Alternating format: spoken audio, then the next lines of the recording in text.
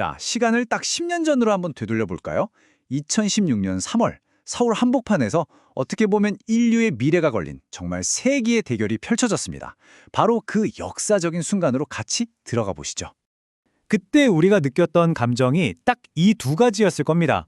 구글 딥마인드의 알파고가 인간 최고수인 이세돌 구단을 그냥 압도해버리는 그 모습을 보면서 전 세계가 느꼈던 아주 복잡한 마음이었죠.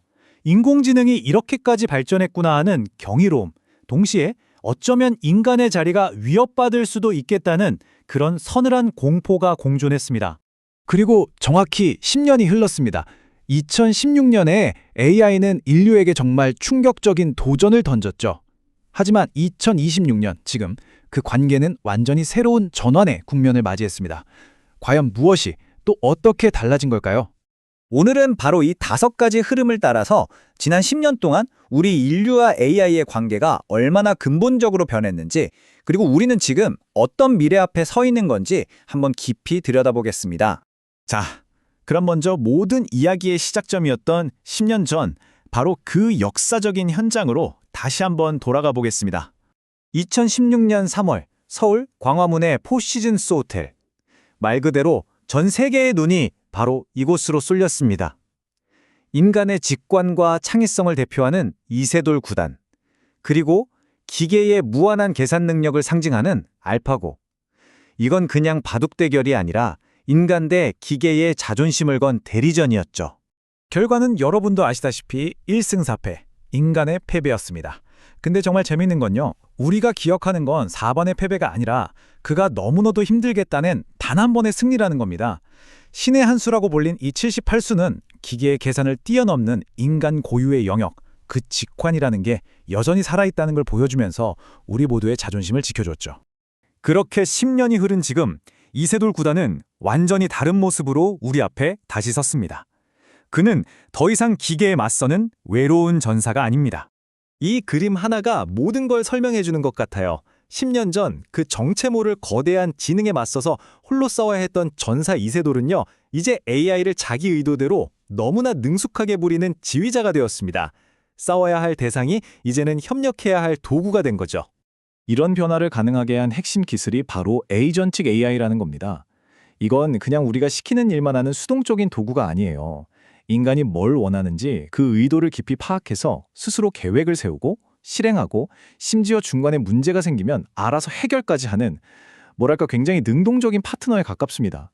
이세돌 구단이 이 AI를 어떻게 지휘하는지 한번 보세요. 그는 그냥 이렇게 말만 하면 됩니다. 나랑 둘만한 바둑 AI 하나 만들어봐. 그럼 끝이에요. 에이전틱 AI가 알아서 기획하고 코딩하고 실행해서 이세돌 구단에게 딱 맞는 최적의 대전 상대를 창조해내는 거죠. 이제는 경쟁자를 직접 만들어내는 시대가 온 겁니다. 자, 이세돌 구단의 개인적인 변화에서 이제 시야를 좀 더 넓혀볼까요? 사회 전체 시스템을 뒤흔들고 있는 또 다른 미래 시나리오를 보러 지구 반대편 콜롬비아로 한번 가보겠습니다. 굉장히 도발적인 질문이죠. 근데 2026년 콜롬비아에서는 이 질문이 더 이상 SF 영화 속 이야기가 아니라 현실 정치의 가장 뜨거운 실험이 되고 있습니다. 주인공은 바로 AI 아바타 후보 가이타나입니다. 현행법상 AI가 직접 선거에 나갈 순 없으니까 공학자랑 사회학자가 인간 대리인으로 출마해서 이런 약속을 한 겁니다. 만약 우리가 당선되면 모든 의사결정은 AI 가이타나의 판단에 맡기겠습니다. 정말 파격적이죠? 근데 이 실험이 그냥 기술 자랑으로 끝나지 않는 이유가 그 뿌리에 있습니다. 빅데이터로 수많은 시민들의 의견을 모아서 가장 합리적인 결론을 내는 가이타나의 방식은요, 사실 아주 오래전 부족 전체의 목소리를 하나하나 듣고 결정을 내렸던 고대 원주민 세노 공동체의 지혜를 디지털 기술로 되살리려는 시도거든요. 하지만 당연히 문제도 있겠죠? 이 표가 핵심 딜레마를 보여주는데요. 데이터에 기반해서 편견도 없고 부패할 일도 없는 정치, 너무 매력적이잖아요. 하지만 만약에 그 정책이 실패해서 나라가 어려워지면 과연 누가 책임을 질 거냐는 거죠. 비난할 대상조차 없는 책임의 공백, 이게 아주 치명적인 약점입니다. 자, 이세돌 구단 이야기, 그리고 콜롬비아의 가이타나 이야기, 이 두 가지 사례가 우리에게 뭘 말해주고 있을까요? 바로 AI와의 관계에 대한 새로운 규칙입니다. 핵심은 바로 이겁니다. 우리는 더 이상 인간 대 기계라는 이 대결 구도에 갇혀 있지 않아요. 이제는 인간과 기계가 함께 가는 시대로 넘어가고 있는 거죠.